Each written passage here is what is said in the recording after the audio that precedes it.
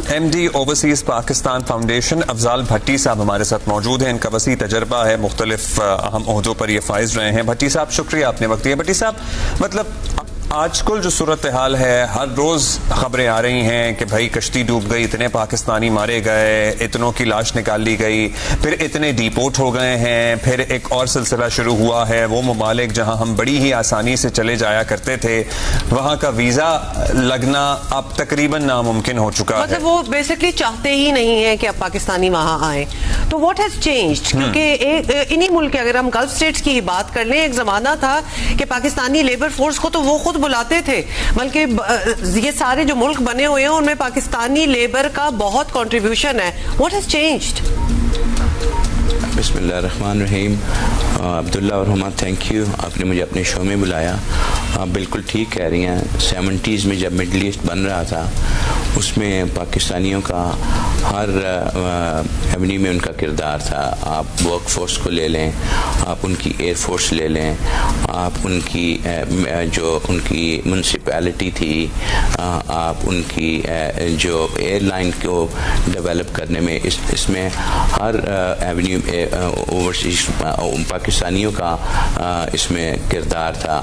But over the years unfortunately ہمارا جو کردار ہے وہ ریورس اور برا ہوتا گیا ہے, ٹو دا پوائنٹ کہ اب وہ middle east and other countries in the west for that matter, اب وہ بیسکلی دوسری جو قومیں ہیں, جیسے بنگلہ دیش سے ہو گئے, سری لنکا سے ہو گئے, فلپین سے ہو گئے اور انڈیا سے ہو گئے, their workforce are much more hard worker and they've excelled over time, while we as a nation have overseas Pakistanis, we in a way it's unfortunate we've deteriorated. What's the difference?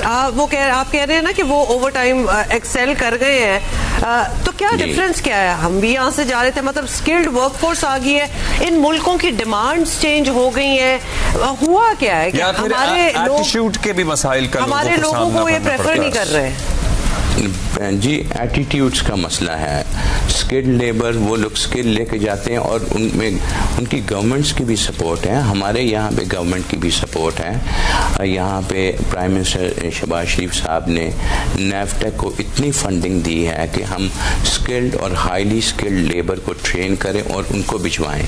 Punjab میں chief minister صاحبہ نے بھی ٹیفٹا کو ان کا جو skilled labour programme ہے اس میں اتنی فنڈنگ ہے, ڈفرینٹ اسکل سیٹس کی انہوں نے آئیڈینٹیفائی کیے ہوئے ہیں, اور ایون ان کی کولیبریشن ہو رہی ہے اوورسیز کنٹریز میں ان کی گورنمنٹس کے ساتھ, جن کی ریکوائرمنٹ ہے. ویسٹ میں اکثر کنٹریز میں ایجنگ پاپولیشن ہے, and we have a youth bulge. I mean that would be the best export that we can do for the country. اور گورنمنٹس کر رہی ہیں, ان کو اسکل سیٹ دینا چاہ رہے ہیں. اگر ہماری قوم تھوڑا سا پیشنس دکھائیں اور سیکھیں اسکل سیٹ لیں اور وہاں پہ جا کے ان کی ارننگ پوٹینشیلز اور ان کی جاب لانجیویٹی بھی بہتر ہو سکتی ہے, کئی گنا بڑھ سکتے ہیں. اچھا یہ بتائیے کہ بھٹی صاحب, ظاہر ہے یہ تو ہم بات کر رہے ہیں جو آج کل ایشوز سامنے آ رہے ہیں. اوورسیز پاکستانیوں کو بھی مشن سے شکایت رہتی ہے, منسٹری سے شکایت رہتی ہے, بیسک ڈاکیومنٹیشن اگر چاہیے ہوتی ہے تو وہی اتنی کمپلیکیٹ ہو جاتی ہے. ان معاملات کے حل کے لیے آپ لوگ کیا کر رہے ہیں؟ اور پھر جائیدادوں کے جو معاملات ہوتے ہیں اس میں بھی بہت پرابلمز ہوتی ہیں اوورسیز پاکستانیوں کو. جی بالکل, آپ نے دو ڈفرینٹ سوال کیے ہیں. اس میں کوئی شک نہیں, ہمارے یہاں پہ ریڈ ٹیپ بہت ہے ڈاکیومنٹس بنانے کے لیے, ہیلتھ چیکس, وہ ساری چیزیں ہیں. پرائم منسٹر صاحب کا فوکس ہے بالکل ایز آف ڈوئنگ بزنس.